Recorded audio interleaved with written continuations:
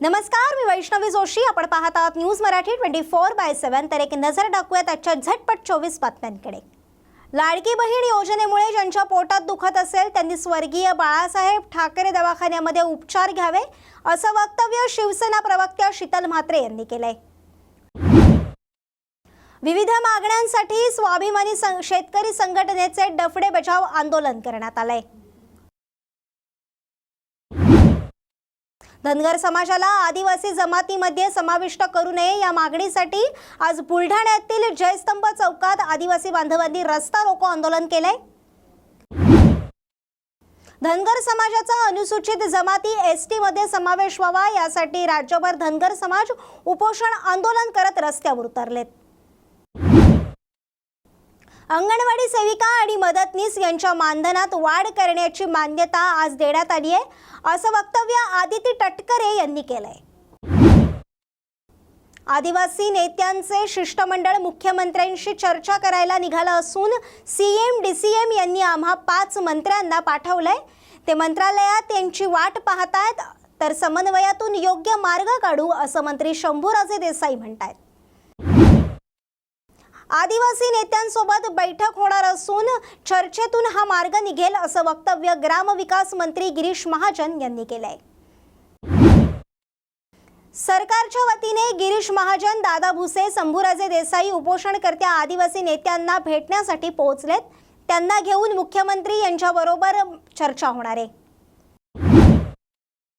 केंद्रीय मंत्री किरेन रिजिजू यांनी दादरमधील चैत्यभूमीवर बाबासाहेब आंबेडकरांच्या स्मारकाला भेट दिली आहे.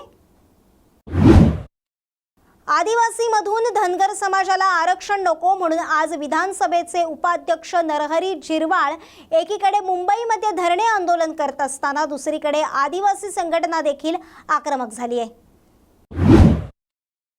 मुंबईतील धारावी येथील मशिदींचं बेकायदेशीर काम हटवण्याचं काम मशिदीच्या ट्रस्टने सुरू केलंय. दिशा बचत गट प्रदर्शनाच्या विरोधकांनी बॅनर फाडला असून लोकशाही संपवण्याचा प्रकार विरोधकांकडून केला जातोय. हीच तर गुंडशाही आहे, असं वक्तव्य जयश्री शेळके यांनी केलंय. बुलढाण्यात भूमी हक्क परिषदेच्या विविध मागण्यांसाठी जिल्हाधिकारी कार्यालयासमोर 1 दिवसीय धरणे आंदोलन करण्यात आलंय.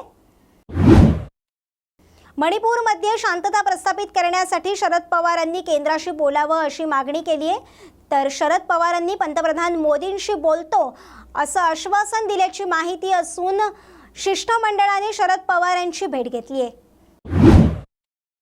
आज हदगाव तालुक्यातील सर्वात मोठी बाजारपेठ असलेल्या तामसा येथे आदिवासी समाजाकडून रस्ता रोको आंदोलन करण्यात आलंय.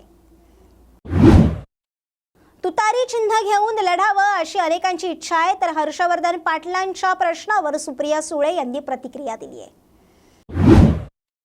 भोसरीचे ठाकरे गटाचे नेते रवी लांडगे यांनी शरद पवारांची भेट घेतली आहे.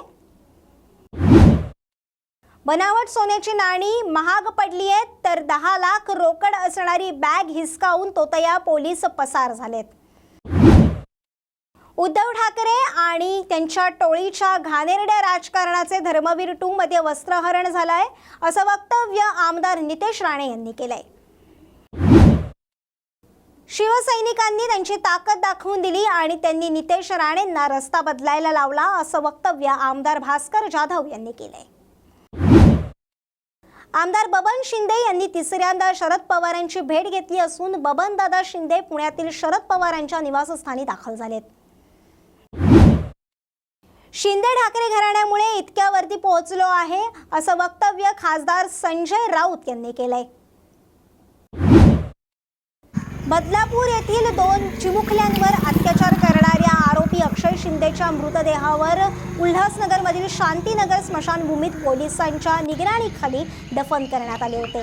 यावेळी स्थानिकांनी विरोध केला असला तरी पोलिसांनी पोलीस बळाचा वापर करत दफन प्रक्रिया पूर्ण केली आहे.